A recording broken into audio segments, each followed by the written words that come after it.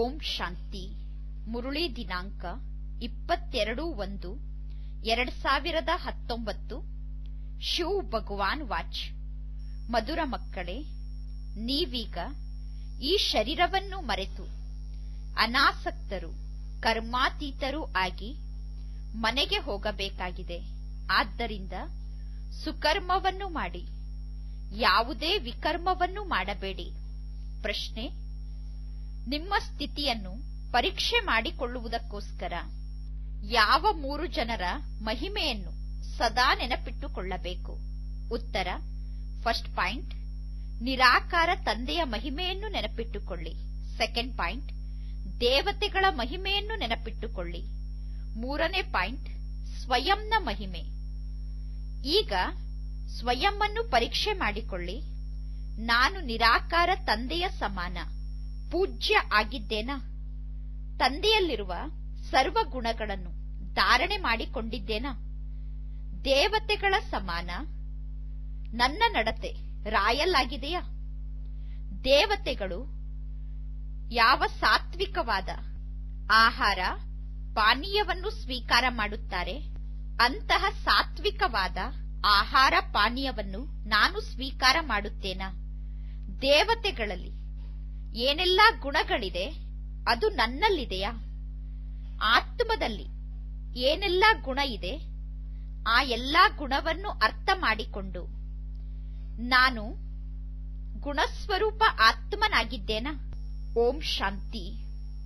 ಮಕ್ಕಳಿಗೆ ತಿಳಿಸಲಾಗಿದೆ, ಆತ್ಮರ ನಿವಾಸ ಸ್ಥಾನ ಶಾಂತಿಯ ಸ್ತಂಭ, ಅಂದರೆ ಶಾಂತಿಯ ಉನ್ನತವಾದ ಸ್ಥಾನ, ಶಾಂತಿಧಾಮ ಆಗಿದೆ. ಹೇಗೆ ಹಿಮಾಲಯ ಪರ್ವತದ ತುತ್ತ ತುದಿ ಇರುತ್ತದೆ, ಹಿಮಾಲಯ ಪರ್ವತದ ತುದಿ ಬಹಳ ಎತ್ತರದಲ್ಲಿ ಇರುತ್ತದೆ.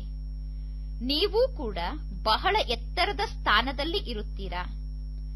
ಜಗತ್ತಿನ ಜನ ಪರ್ವತವನ್ನು ಹತ್ತಲು ಪ್ರಯತ್ನ ಪಡುತ್ತಾರೆ, ಪ್ರಾಕ್ಟೀಸ್ ಮಾಡುತ್ತಾರೆ, ರೇಸ್ ಮಾಡುತ್ತಾರೆ.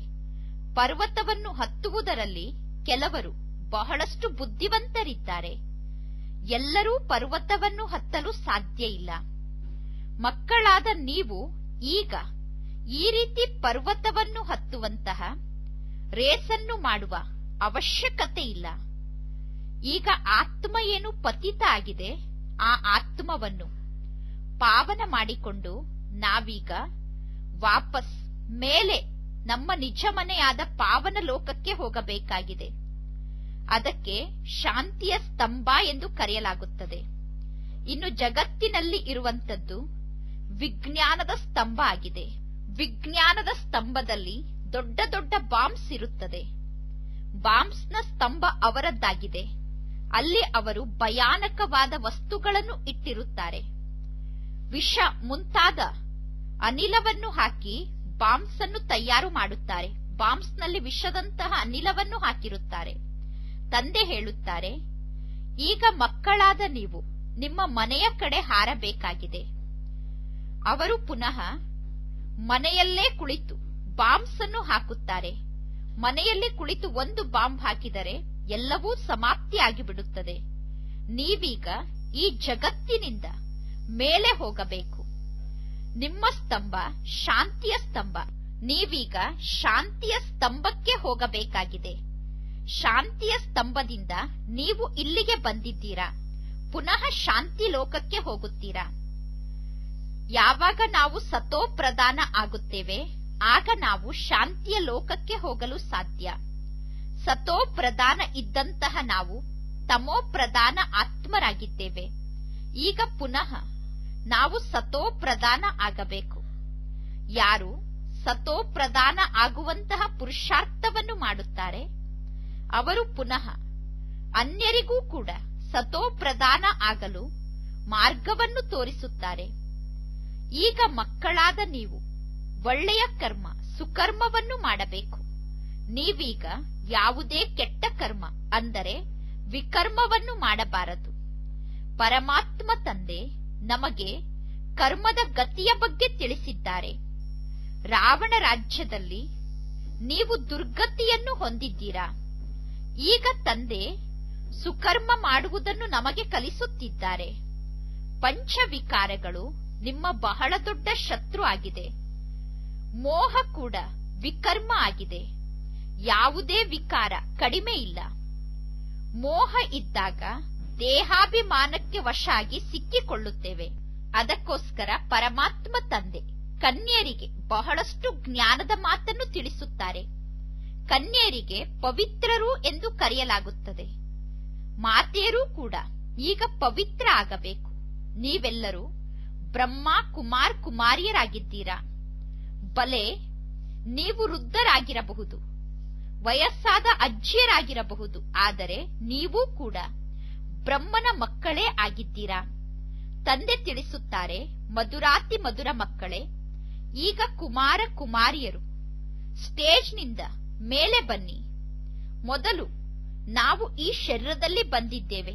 ಈಗ ಪುನಃ ಈ ಶರೀರದಿಂದ ವಾಪಸ್ ಮನೆಗೆ ಹೋಗಬೇಕಾಗಿದೆ. ಈ ಶರೀರದಿಂದ ದೂರಾಗಿ ಆತ್ಮ ಜ್ಯೋತಿಯಾಗಿ ವಾಪಸ್ ಮನೆಗೆ ಹೋಗಬೇಕು. ಇದರಲ್ಲಿ ಪರಿಶ್ರಮ ಇದೆ. ಒಂದು ವೇಳೆ ಶ್ರೇಷ್ಠ ಪದವಿಯನ್ನು ಪಡೆದುಕೊಳ್ಳಲು ನೀವು ಬಯಸುವುದಾದರೆ ನಿಮಗೆ ಆತ್ಮದ ಸ್ಮೃತಿ ಮತ್ತು ನಿಮ್ಮ ಮನೆಯ ಸ್ಮೃತಿ ಬಿಟ್ಟು ಬೇರೆ ಏನೂ ನೆನಪಿಗೆ ಬರಬಾರದು. ನಿಮ್ಮ ಬಳಿ ಇರುವುದಾದರೂ ಏನು ವಿಚಾರ ಮಾಡಿ. ನನ್ನ ಬಳಿ ಏನಿದೆ? ನಾನು ಬರುವಾಗಲೂ ಖಾಲಿ ಕೈಯಲ್ಲಿ ಬಂದಿದ್ದೆ, ಏನೂ ಇರಲಿಲ್ಲ. ಈ ಶರೀರ ಕೂಡ ನನ್ನದ್ದಲ್ಲ. ಈ ಶರೀರವನ್ನೂ ನಾವೀಗ ಮರೆಯಬೇಕು. ಅನಾಸಕ್ತರು, ಕರ್ಮಾತೀತರೂ ಆಗಬೇಕು, ನಿಮಿತ್ತರಾಗಬೇಕು. ತಂದೆ ಹೇಳುತ್ತಾರೆ, ಬಲೆ ಸುತ್ತಾಡಿ, ಎಲ್ಲಾ ಕಡೆ ತಿರುಗಾಡಿ, ಆದರೆ ವ್ಯರ್ಥ ಖರ್ಚನ್ನು ಮಾಡಬೇಡಿ.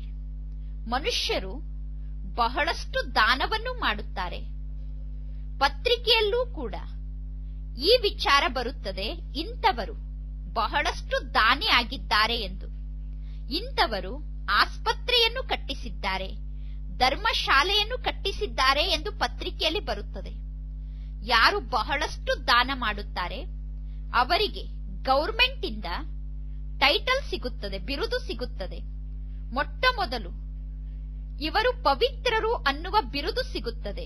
ಇವರು ಮಹಾನ್ ಪವಿತ್ರ ವ್ಯಕ್ತಿಗಳು ಅನ್ನುವ ಬಿರುದು ಸಿಗುತ್ತದೆ. ಪವಿತ್ರರಿಗೆ ಹೋಲಿ ಎಂದು ಕರೆಯಲಾಗುತ್ತದೆ. ಹೇಗೆ ದೇವತೆಗಳು ಪವಿತ್ರರಾಗಿದ್ದರೋ ಈಗ ನೀವು ದೇವತೆಗಳ ಸಮಾನ ಪವಿತ್ರ ಆಗಬೇಕು. ನಂತರ ಅರ್ಧ ಕಲ್ಪ ನೀವು ಪವಿತ್ರರಾಗೇ ಇರುತ್ತೀರಾ. ಬಹಳಷ್ಟು ಜನ ಹೇಳುತ್ತಾರೆ, ಈ ರೀತಿ ಪವಿತ್ರ ಆಗಿ ಇರಲು ಹೇಗೆ ಸಾಧ್ಯ? ಸತ್ಯುಗದಲ್ಲೂ ಕೂಡ ಮಕ್ಕಳಂತೂ ಹುಟ್ಟುತ್ತಾರೆ ತಾನೆ.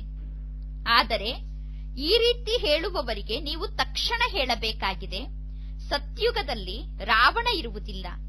ರಾವಣನ ಮೂಲಕ ಈ ವಿಕಾರಿ ಜಗತ್ತು ನಿರ್ಮಾಣ ಆಗಿದೆ. ತಂದೆ ರಾಮ ಬಂದು ನಮ್ಮನ್ನು ಪಾವನ ಮಾಡುತ್ತಾರೆ. ಸತ್ಯುಗದಲ್ಲಿ ಯಾರೂ ಪತಿತರಿರಲು ಸಾಧ್ಯ ಇಲ್ಲ. ಕೆಲವರು ಹೇಳುತ್ತಾರೆ, ಪವಿತ್ರತೆಯ ಮಾತನ್ನು ನೀವು ಆಡಬಾರದು. ಪವಿತ್ರತೆಯಿಂದ ಶರೀರವನ್ನು ಹೇಗೆ ನಡೆಸಲು ಸಾಧ್ಯ? ಶರೀರವನ್ನು ನಡೆಸಲು ಅಪವಿತ್ರ ಆಗಬೇಕು ಎಂದು ಕೆಲವರು ಹೇಳುತ್ತಾರೆ. ಆದರೆ ಅವರಿಗೆ ಇದು ಗೊತ್ತಿಲ್ಲ, ಒಂದು ಸಮಯದಲ್ಲಿ ಪವಿತ್ರ ಜಗತ್ತಿತ್ತು, ಈಗ ಜಗತ್ತು ಅಪವಿತ್ರ ಆಗಿದೆ. ಇದು ಆಟ ಆಗಿದೆ. ವೇಶ್ಯಾಲಯ, ಶಿವಾಲಯ, ಪತಿತ ಜಗತ್ತು ಮತ್ತು ಪಾವನ ಜಗತ್ತಿನ ಆಟ ಆಗಿದೆ. ಮೊದಲು ಸುಖ, ನಂತರ ದುಃಖ ಈ ಜಗತ್ತಿನಲ್ಲಿ ಇರುತ್ತದೆ. ಕತೆ ಕೂಡ ಇದೆ. ನೀವು ಹೇಗೆ ರಾಜ್ಯವನ್ನು ಪಡೆದುಕೊಳ್ಳುತ್ತೀರಾ, ಪುನಃ ಹೇಗೆ ರಾಜ್ಯವನ್ನು ಕಳೆದುಕೊಳ್ಳುತ್ತೀರಾ ಎಂದು. ಈಗ ನೀವು ಅನ್ಯರಿಗೆ ಚೆನ್ನಾಗಿ ಜ್ಞಾನವನ್ನು ತಿಳಿಸಬೇಕಾಗಿದೆ. ನಾವು ರಾಜ್ಯವನ್ನು ಹೇಗೆ ಕಳೆದುಕೊಳ್ಳುತ್ತೇವೆ ಅನ್ನುವ ಮಾತನ್ನು ನಾವೀಗ ಮೊದಲು ಚೆನ್ನಾಗಿ ತಿಳಿದುಕೊಳ್ಳಬೇಕು. ನಾವೇ ಮಾಯೆಗೆ ಸೋತಿದ್ದೇವೆ. ಈಗ ನಾವೇ ಮಾಯೆಯ ಮೇಲೆ ವಿಜಯಿ ಆಗಬೇಕು, ಶಕ್ತಿಶಾಲಿ ಆಗಬೇಕು. ನಾವೀಗ ಅಂತಹ ಶ್ರೇಷ್ಠ ಸ್ಥಿತಿಯನ್ನು ರೂಪಿಸಿಕೊಳ್ಳಬೇಕು. ಮನೆಯಲ್ಲಿ ಇದ್ದರೂ ಕೂಡ, ಎಲ್ಲವನ್ನೂ ಸಂಪಾಲನೆ ಮಾಡುತ್ತಿದ್ದರೂ ಕೂಡ ಅವಶ್ಯವಾಗಿ ಪವಿತ್ರರಾಗಬೇಕು. ಯಾವುದೇ ಅಪವಿತ್ರತೆಯ ಕೆಲಸವನ್ನು ನೀವೀಗ ಮಾಡಬಾರದು. ಕೆಲವರಲ್ಲಿ ಬಹಳಷ್ಟು ಮೋಹ ಇರುತ್ತದೆ. ಈಗ ನೀವು ನಿಮ್ಮನ್ನು ನೋಡಿಕೊಳ್ಳಬೇಕು. ನಾನು ಪ್ರತಿಜ್ಞೆ ಮಾಡಿದ್ದೇನೆ, ಒಬ್ಬ ಪರಮಾತ್ಮ ತಂದೆಯನ್ನು ಬಿಟ್ಟು ನಾನು ಬೇರೆ ಯಾರನ್ನೂ ಪ್ರೀತಿ ಮಾಡುವುದಿಲ್ಲ ಎಂದು. ನಾವು ಅನ್ಯರನ್ನು ಏಕೆ ಪ್ರೀತಿ ಮಾಡಬೇಕು? ಒಬ್ಬ ತಂದೆಯೇ ಪ್ರಿಯ ಅಂದ ಮೇಲೆ ಆ ಒಬ್ಬ ತಂದೆಯನ್ನೇ ನಾವು ಪ್ರೀತಿ ಮಾಡುತ್ತೇವೆ. ಪುನಃ ನೀವೇಕೆ ಅನ್ಯರನ್ನು ಪ್ರೀತಿ ಮಾಡುತ್ತೀರಾ? ಅತಿ ಪ್ರಿಯವಾದ ವಸ್ತು ಯಾವುದಿದೆಯೋ ಆ ವಸ್ತುವೇ ಈಗ ನಿಮಗೆ ನೆನಪಿಗೆ ಬರಬೇಕು. ನಂತರ ನೀವು ದೇಹದ ಎಲ್ಲಾ ಸಂಬಂಧಿಗಳನ್ನು ಮರೆತು ಬಿಡುತ್ತೀರಾ. ಎಲ್ಲರನ್ನೂ ನೀವು ನೋಡುತ್ತಿದ್ದರೂ ಕೂಡ ನೀವೀಗ ಈ ರೀತಿ ತಿಳಿದುಕೊಳ್ಳಬೇಕು, ನಾವೀಗ ಸ್ವರ್ಗಕ್ಕೆ ಹೋಗುತ್ತಿದ್ದೇವೆ. ಇದೆಲ್ಲ ಕಲಿಯುಗದ ಬಂಧನ ಆಗಿದೆ. ನಾವೀಗ ದೈವಿ ಸಂಬಂಧಕ್ಕೆ ಹೋಗುತ್ತಿದ್ದೇವೆ. ಬೇರೆ ಯಾವ ಮನುಷ್ಯರ ಬುದ್ಧಿಯಲ್ಲೂ ಕೂಡ ಈ ಜ್ಞಾನದ ಮಾತಿಲ್ಲ. ನೀವು ತಂದೆಯನ್ನು ನೆನಪು ಮಾಡುವುದರಿಂದ ನಿಮಗೆ ಖುಷಿಯ ನಶೆ ಚೆನ್ನಾಗಿ ಏರುತ್ತಾ ಇರುತ್ತದೆ. ಎಷ್ಟು ಸಾಧ್ಯವೋ ಅಷ್ಟು ಬಂಧನವನ್ನು ಕಡಿಮೆ ಮಾಡಿಕೊಳ್ಳಿ, ನಿಮ್ಮನ್ನು ಹಗುರ ಮಾಡಿಕೊಳ್ಳಿ, ಬಂಧನ ಮುಕ್ತ ಮಾಡಿಕೊಳ್ಳಿ. ಈಗ ಬಂಧನವನ್ನು ಜಾಸ್ತಿ ಮಾಡಿಕೊಳ್ಳುವ ಅವಶ್ಯಕತೆ ಇಲ್ಲ.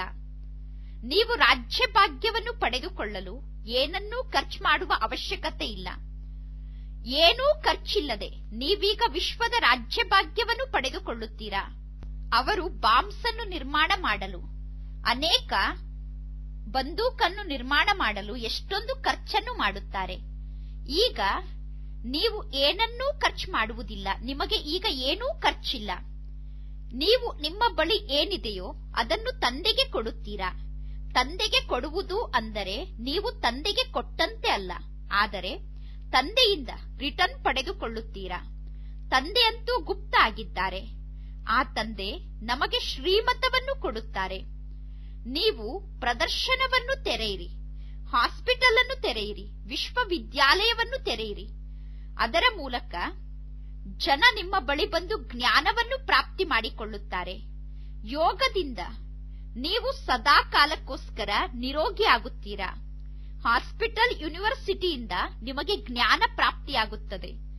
ಆರೋಗ್ಯ ಮತ್ತು ಸಂಪತ್ತು ಪ್ರಾಪ್ತಿ ಆದ ನಂತರ ಅದರ ಜೊತೆಗೆ ಖುಷಿಯಂತೂ ಇದ್ದೇ ಇದೆ. ಅದು 21 ಜನ್ಮಕ್ಕೋಸ್ಕರ.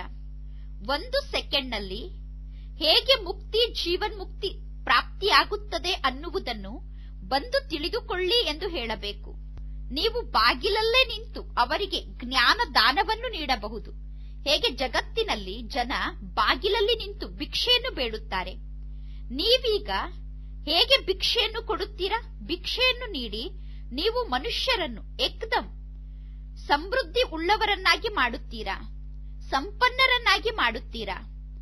ಯಾರೇ ಸಿಕ್ಕರು ನೀವು ಹೇಳಬೇಕು, ನೀವು ಯಾವ ಭಿಕ್ಷೆಯನ್ನು ಬೇಡುತ್ತೀರಾ? ನಾವು ನಿಮಗೆ ಇಂತಹ ಭಿಕ್ಷೆಯನ್ನು ನೀಡುತ್ತೇವೆ.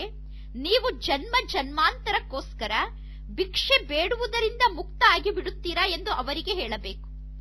ಬೇಹದ್ದಿನ ತಂದೆ ಮತ್ತು ಸೃಷ್ಟಿ ಚಕ್ರವನ್ನು ಅರ್ಥ ಮಾಡಿಕೊಳ್ಳುವುದರಿಂದ ನೀವು ಈ ರೀತಿ ದೇವತೆ ಆಗುತ್ತೀರಾ. ನಿಮ್ಮ ಈ ಬ್ಯಾಡ್ಜ್ ಬಹಳಷ್ಟು ಚಮತ್ಕಾರವನ್ನು ಮಾಡಿ ತೋರಿಸುತ್ತದೆ. ಸೆಕೆಂಡ್ನಲ್ಲಿ ಬೇಹದ್ದಿನ ಆಸ್ತಿ. ಈ ಬ್ಯಾಡ್ಜ್ನ ಮೂಲಕ ನೀವು ಯಾರಿಗಾದರೂ ಪ್ರಾಪ್ತಿ ಮಾಡಿಸಬಹುದು, ಸೇವೆ ಮಾಡಬೇಕು. ತಂದೆ 1 ಸೆಕೆಂಡ್ನಲ್ಲಿ ವಿಶ್ವದ ಮಾಲೀಕರನ್ನಾಗಿ ಮಾಡುತ್ತಾರೆ. ಎಲ್ಲದಕ್ಕೂ ಆಧಾರ ಪುರುಷಾರ್ಥ ಆಗಿದೆ. ಸಣ್ಣವರಿಗೆ ದೊಡ್ಡವರಿಗೆ ಎಲ್ಲರಿಗೂ ತಂದೆ ಹೇಳುತ್ತಾರೆ, ತಂದೆಯಾದ ನನ್ನನ್ನು ನೆನಪು ಮಾಡಿ. ನೀವು ಟ್ರೈನ್ನಲ್ಲೂ ಕೂಡ ಬ್ಯಾಡ್ಜ್ ಅನ್ನು ತೆಗೆದುಕೊಂಡು ಸೇವೆ ಮಾಡಬಹುದು. ಸದಾ ಬ್ಯಾಡ್ಜ್ ಅನ್ನು ಹಾಕಿಕೊಂಡು ಇರಬೇಕು. ಇದರ ಬಗ್ಗೆ ನೀವು ಯಾರಿಗಾದರೂ ತಿಳಿಸಬಹುದು. ನಿಮಗೆ 2 ತಂದೆ ಇದ್ದಾರೆ. 2 ತಂದೆಯಿಂದ ಈಗ ನಿಮಗೆ ಆಸ್ತಿ ಸಿಗುತ್ತಾ ಇದೆ. ಬ್ರಹ್ಮನಿಂದ ಆಸ್ತಿ ಸಿಗುವುದಿಲ್ಲ. ಬ್ರಹ್ಮ ಮಧ್ಯದಲ್ಲಿ ದಲ್ಲಾಳಿ ಆಗಿದ್ದಾರೆ. ಈಗ ಶಿವತಂದೆ ಬ್ರಹ್ಮನ ಮೂಲಕ ನಮಗೆ ಶಿಕ್ಷಣವನ್ನು ಕಲಿಸುತ್ತಿದ್ದಾರೆ ಮತ್ತು ಶಿವತಂದೆಯೇ ನಮಗೆ ಆಸ್ತಿಯನ್ನು ಕೊಡುತ್ತಾರೆ. ಒಬ್ಬೊಬ್ಬ ವ್ಯಕ್ತಿಗಳನ್ನು ನೋಡಿ ಅವರಿಗೆ ಜ್ಞಾನ ತಿಳಿಸಬೇಕು. ಯಾತ್ರೆಗೆ ಬಹಳಷ್ಟು ಜನ ಹೋಗುತ್ತಾರೆ. ಜಗತ್ತಿನಲ್ಲಿರುವ ಯಾತ್ರೆ ಶಾರೀರಿಕ ಯಾತ್ರೆಯಾಗಿದೆ. ನಿಮ್ಮ ಯಾತ್ರೆ ಆತ್ಮಿಕ ಯಾತ್ರೆಯಾಗಿದೆ. ಈ ಆತ್ಮಿಕ ಯಾತ್ರೆಯಿಂದ ನೀವು ವಿಶ್ವಕ್ಕೆ ಮಾಲೀಕರಾಗುತ್ತೀರಾ. ಶಾರೀರಿಕ ಯಾತ್ರೆಯಿಂದ ಬಹಳಷ್ಟು ಪೆಟ್ಟನ್ನು ತಿನ್ನುತ್ತಿರುತ್ತಾರೆ. ಏಣಿಯ ಚಿತ್ರ ಸದಾ ನಿಮ್ಮ ಜೊತೆಗಿರಬೇಕು. ನೀವು ಸೇವೆಯನ್ನು ಮಾಡುತ್ತೀರಾ. ಪುನಃ ಅವರಿಗೆ ಭೋಜನವನ್ನು ನೀವು ನೀಡುವ ಅವಶ್ಯಕತೆ ಇರುವುದಿಲ್ಲ. ಏಕೆಂದರೆ ಖುಷಿಯಂತಹ ಪೌಷ್ಟಿಕ ಆಹಾರ ಬೇರೆ ಯಾವುದೂ ಇಲ್ಲ ಎಂದು ಹೇಳಲಾಗುತ್ತದೆ. ಜ್ಞಾನಧನವನ್ನು ನೀವು ದಾನ ಮಾಡಿದ ನಂತರ ಅವರಿಗೆ ಸ್ಥೂಲ ಭೋಜನದ ಅವಶ್ಯಕತೆ ನಿಮ್ಮಿಂದ ಇರುವುದಿಲ್ಲ. ಧನ ಇಲ್ಲ ಅಂದರೆ ಅವರಿಗೆ ಬಾರಿ ಬಾರಿಗೂ ಹಸಿವಾಗುತ್ತಿರುತ್ತದೆ.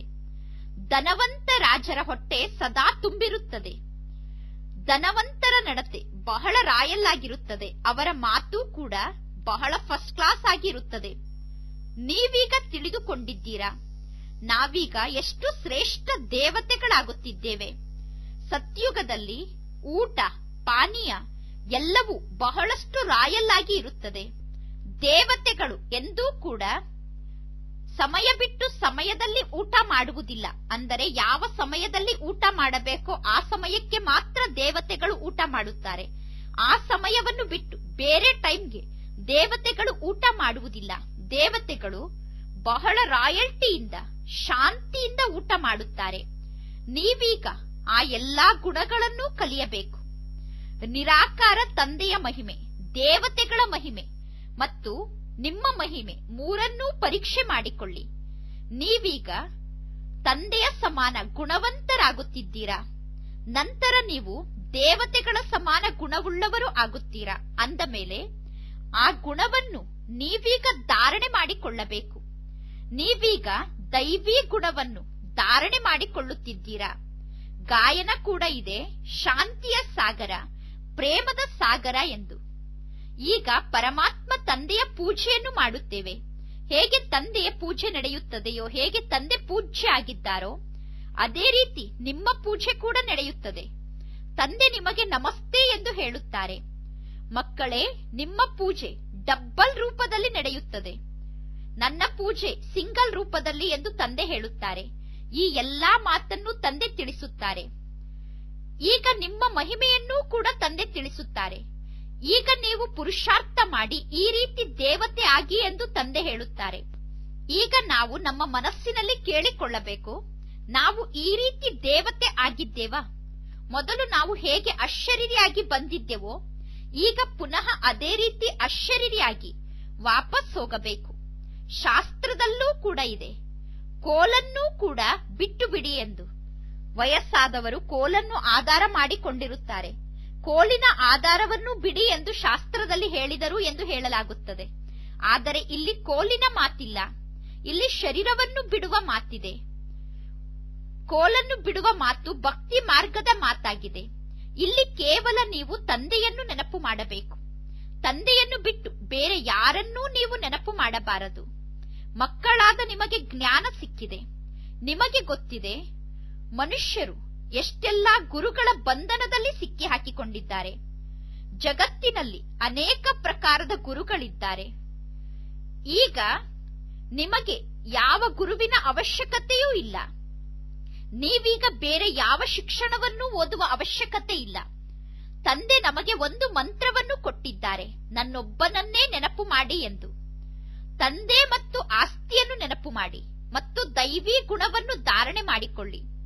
ಗೃಹಸ್ಥ ವ್ಯವಹಾರದಲ್ಲಿ ಇದ್ದರೂ ಕೂಡ ಪವಿತ್ರರಾಗಿ ಇರಬೇಕು. ನಾವೀಗ ಇಲ್ಲಿಗೆ ಬಂದಿರುವುದೇ ಪರಿಶುದ್ಧ ಆಗಿ ಹೋಗುವುದಕ್ಕೋಸ್ಕರ. ನಾವು ಮಧುಬನದಲ್ಲಿ ಬಾಬಾರವರ ಸಮ್ಮುಖದಲ್ಲಿ ಕುಳಿತಿದ್ದೇವೆ ಎಂದು ನಿಮಗೆ ಗೊತ್ತಿರುತ್ತದೆ. ಅದೇ ನೀವು ನಿಮ್ಮ ಲೌಕಿಕ ಮನೆಯಲ್ಲಿ ಇದ್ದಾಗ ಬಾಬಾ ಮಧುಬನದಲ್ಲಿ ಕುಳಿತಿದ್ದಾರೆ ಎಂದು ನಿಮಗೆ ಗೊತ್ತಿರುತ್ತದೆ. ನೀವು ಸೆಂಟರ್ನಲ್ಲಿ ಕುಳಿತಾಗಲೂ ಬಾಬಾ ಮಧುಬನದಲ್ಲಿದ್ದಾರೆ ಎಂದು ನಿಮಗೆ ಗೊತ್ತಿರುತ್ತದೆ. ಆತ್ಮರಾದ ನಾವು ನಮ್ಮ ಭ್ರುಕುಟಿಯ ಸಿಂಹಾಸನದಲ್ಲಿ ಕುಳಿತಿದ್ದೇವೆ. ಅದೇ ರೀತಿ ಶಿವ ತಂದೆ ಬ್ರಹ್ಮನ ಭ್ರುಕುಟಿಯ ಸಿಂಹಾಸನದಲ್ಲಿ ಬ್ರಹ್ಮ ತಂದೆಯ ಪಕ್ಕದಲ್ಲಿ ಕುಳಿತಿದ್ದಾರೆ. ಬಾಬಾ ಜ್ಞಾನವನ್ನು ಹೇಳುವಾಗ ಗೀತಾ ಶಾಸ್ತ್ರವನ್ನು ಕೈಯಲ್ಲಿ ತೆಗೆದುಕೊಂಡು ಹೇಳುವುದಿಲ್ಲ. ಶಿವ ತಂದೆ ಬೇರೆಯವರಂತೆ ಶಾಸ್ತ್ರವನ್ನು ಕಂಠಪಾಠ ಮಾಡಿಕೊಂಡಿಲ್ಲ. ಜಗತ್ತಿನ ಸನ್ಯಾಸಿಗಳು ಶಾಸ್ತ್ರವನ್ನು ಕಂಠಪಾಠ ಮಾಡಿಕೊಳ್ಳುತ್ತಾರೆ. ಪರಮಾತ್ಮ ತಂದೆ ಸ್ವಯಂ ಜ್ಞಾನದ ಸಾಗರ ಆಗಿದ್ದಾರೆ. ಶಿವ ತಂದೆ ಬ್ರಹ್ಮನ ಮೂಲಕ ಎಲ್ಲಾ ರಹಸ್ಯವನ್ನು ತಿಳಿಸುತ್ತಾರೆ. ಶಿವ ತಂದೆ ಎಂದೂ ಯಾವ ಶಾಲೆ ಅಥವಾ ಸತ್ಸಂಗಕ್ಕೆ ಹೋಗುತ್ತಾರೇನೋ ಇಲ್ಲ. ತಂದೆಗಂತೂ ಎಲ್ಲಾ ಗೊತ್ತಿದೆ. ಶಿವತಂದೆ ಸತ್ಸಂಗ ಅಥವಾ ಶಾಲೆಗೆ ಹೋಗಿ ಏನನ್ನೂ ಕಲಿಯುವುದಿಲ್ಲ.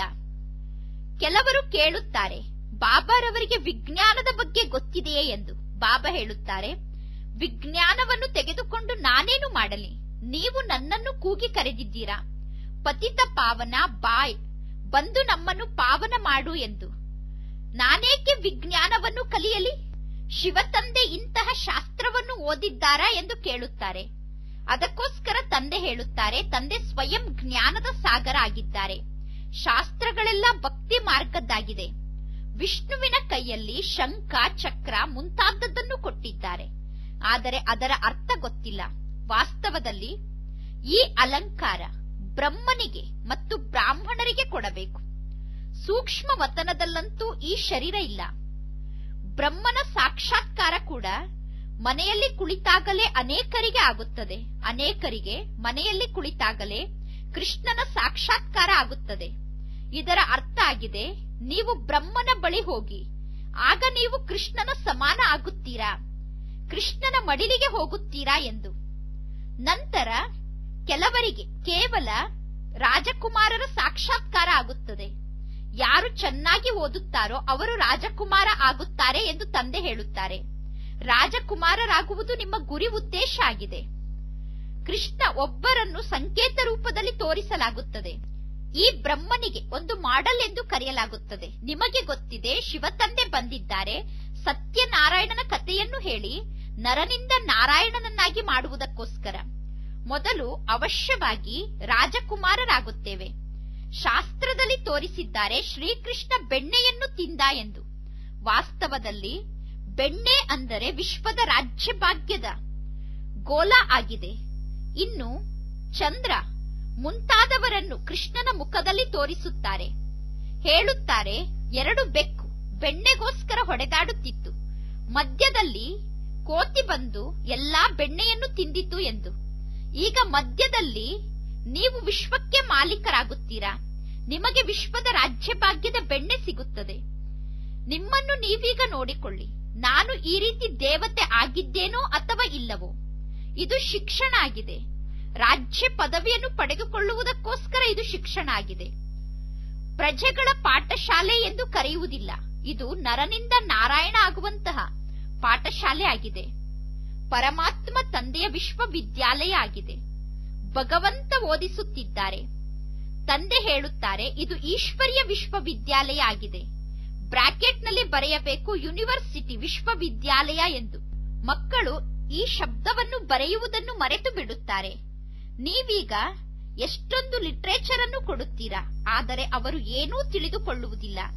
ಇಲ್ಲಿ ಸಮ್ಮುಖದಲ್ಲಿ ಜ್ಞಾನ ತಿಳಿಸಬೇಕಾಗುತ್ತದೆ. ಬೇಹದ್ದಿನ ತಂದೆಯಿಂದ ಬೇಹದ್ದಿನ ಆಸ್ತಿ ಸಿಗುತ್ತಾ ಇದೆ.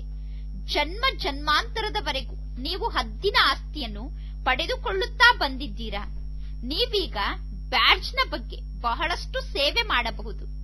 ಬಲೆ ಯಾರಾದರೂ ನಿಮ್ಮನ್ನು ನೋಡಿ ತಮಾಷೆ ಮಾಡಲಿ, ಆದರೆ ಇಬ್ಬರು ತಂದೆಯ ಬಗ್ಗೆ ಚೆನ್ನಾಗಿ ತಿಳಿಸಬೇಕು. ಇಬ್ಬರು ತಂದೆಯ ಮಾತು ಬಹಳ ಒಳ್ಳೆಯ ಮಾತಾಗಿದೆ. ನೀವು ಅನೇಕರಿಗೆ ತಿಳಿಸುತ್ತಿರುತ್ತೀರಾ. ನೀವೀಗ ನಿಮ್ಮ ಮಕ್ಕಳಿಗೂ ಜ್ಞಾನವನ್ನು ತಿಳಿಸುತ್ತೀರಾ.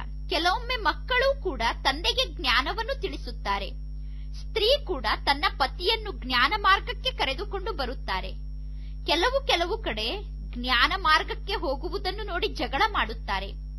ನಿಮಗಂತೂ ಗೊತ್ತಿದೆ, ಎಲ್ಲಾ ಆತ್ಮರು ಮಕ್ಕಳಾಗಿದ್ದಾರೆ. ಎಲ್ಲರೂ ಕೂಡ ತಂದೆಯ ಆಸ್ತಿಗೆ ಹಕ್ಕುದಾರರಾಗಿದ್ದಾರೆ. ಲೌಕಿಕ ಸಂಬಂಧದಲ್ಲಿ ಹೆಣ್ಣು ಮಕ್ಕಳು ಮದುವೆ ಮಾಡಿಕೊಂಡು ಇನ್ನೊಬ್ಬರ ಮನೆಗೆ ಹೋಗುತ್ತಾರೆ. ಕನ್ಯಾದಾನ ಮಾಡುತ್ತೇವೆ ಎಂದು ಹೇಳುತ್ತಾರೆ. ಆ ಕನ್ಯೆಯನ್ನು ಅನ್ಯರಿಗೆ ದಾನವಾಗಿ ನೀಡುತ್ತಾರೆ. ಈಗ ಆ ರೀತಿ ಕೆಲಸವನ್ನು ನೀವು ಮಾಡಬಾರದು. ಸ್ವರ್ಗದಲ್ಲೂ ಕೂಡ ಕನ್ಯೆಯರು ಬೇರೆಯವರ ಮನೆಗೆ ಹೋಗುತ್ತಾರೆ, ಆದರೆ ಅಲ್ಲಿ ಪವಿತ್ರರಾಗಿ ಇರುತ್ತಾರೆ. ಇದು ಪತಿತ ಜಗತ್ತು. ಸತ್ಯುಗ ಶಿವಾಲಯ ಆಗಿದೆ, ಪಾವನ ಜಗತ್ತಾಗಿದೆ. ಈಗ ಮಕ್ಕಳ ಮೇಲೆ ಬೃಹಸ್ಪತಿಯ ದಶೆ, ಗುರು ದಶೆ ಇದೆ. ನೀವೀಗ ಸ್ವರ್ಗಕ್ಕೆ ಅವಶ್ಯವಾಗಿ ಹೋಗುತ್ತೀರಾ. ನಮಗೆ ಪಕ್ಕಾ ನಿಶ್ಚಯ ಇದೆ, ನಾವೀಗ ಸ್ವರ್ಗಕ್ಕೆ ಹೋಗುತ್ತೇವೆ ಎಂದು. ಇನ್ನು ಪುರುಷಾರ್ಥ ಮಾಡಿ ಸ್ವರ್ಗದಲ್ಲಿ ಶ್ರೇಷ್ಠ ಪದವಿಯನ್ನು ಪಡೆದುಕೊಳ್ಳಬೇಕು. ನಿಮ್ಮ ಮನಸ್ಸನ್ನು ನೀವು ಕೇಳಿಕೊಳ್ಳಬೇಕು, ನಾವೀಗ ಇವರ ಸಮಾನ ಸೇವೆ ಮಾಡುತ್ತಿದ್ದೇವಾ ಎಂದು. ಈಗ ನಾವು ಸ್ವಯಂ ಟೀಚರ್ ಆಗಬೇಕು. ಬರೀ ಟೀಚರ್ ಅನ್ನು ಕಳಿಸಿ ಎಂದು ಬಾಬಾರವರನ್ನು ಕೇಳುವವರಲ್ಲ. ನಾವು ಸ್ವಯಂ ಟೀಚರ್ ಆಗಿ ಅನೇಕರ ಕಲ್ಯಾಣ ಮಾಡಬೇಕು. ಒಳ್ಳೆಯದು. ಮಕ್ಕಳು ಪುರುಷಾರ್ಥ ಮಾಡಬೇಕು. ಇನ್ನು ಶುಭಾಬ ನಿಮ್ಮ ದನವನ್ನು ತೆಗೆದುಕೊಂಡು ಏನು ಮಾಡುತ್ತಾರೆ? ನಿಮ್ಮ ಬಳಿ ದನ ಇದ್ದರೆ ನೀವು ಹೋಗಿ ಮ್ಯೂಸಿಯಂ ತೆರೆಯಿರಿ. ನಿಮ್ಮ ಮನೆ ಮುಂತಾದದ್ದು ಇಲ್ಲೇ ಸಮಾಪ್ತಿಯಾಗುತ್ತದೆ. ಬಾಬಾ ಅಂತೂ ವ್ಯಾಪಾರಿ ಆಗಿದ್ದಾರೆ. ಬಾಬಾ ಆಭರಣದ ವ್ಯಾಪಾರಿ ಆಗಿದ್ದಾರೆ. ದುಃಖದ ಬಂಧನದಿಂದ ಬಿಡಿಸಿ ಸುಖದ ಜಗತ್ತಿಗೆ ಕರೆದುಕೊಂಡು ಹೋಗುತ್ತಾರೆ. ಈಗ ತಂದೆ ಹೇಳುತ್ತಾರೆ, ಮಕ್ಕಳೇ, ಬಹಳ ಸಮಯ ಕಳೆದು ಹೋಗಿದೆ, ಸ್ವಲ್ಪೇ ಸಮಯ ಉಳಿದಿದೆ. ನೀವು ನೋಡುತ್ತೀರಾ, ಬಹಳಷ್ಟು ಗಲಾಟೆ ಆಗುತ್ತಿರುತ್ತದೆ. ಒಳ್ಳೆಯದು. ಮಧುರಾತಿ ಮಧುರ ಅಗಲಿ ಹೋಗಿ ಮರಳಿ ಸಿಕ್ಕಿರುವ ಮಕ್ಕಳ ಪ್ರತಿ ಮಾತ್ಪಿತಾ ಬಾಪ್ತಾದರವರ ನೆನಪು, ಪ್ರೀತಿ ಹಾಗೂ ಸುಪ್ರಭಾತ. ಆತ್ಮಿಕ ಮಕ್ಕಳಿಗೆ ಆತ್ಮಿಕ ತಂದೆಯ ನಮಸ್ತೆ. ಆತ್ಮಿಕ ತಂದೆಗೆ ಆತ್ಮಿಕ ಮಕ್ಕಳ ನೆನಪು, ಪ್ರೀತಿ ಹಾಗೂ ನಮಸ್ತೆ ನಮಸ್ತೆ ನಮಸ್ತೆ.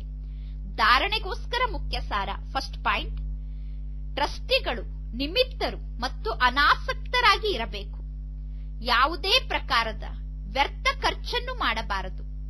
ಸ್ವಯಂ ಅನ್ನು ದೇವತೆಗಳ ಸಮಾನ ಪವಿತ್ರ ಮಾಡಿಕೊಳ್ಳುವಂತಹ ಪುರುಷಾರ್ಥದಲ್ಲಿ ಸದಾ ತೊಡಗಿರಬೇಕು.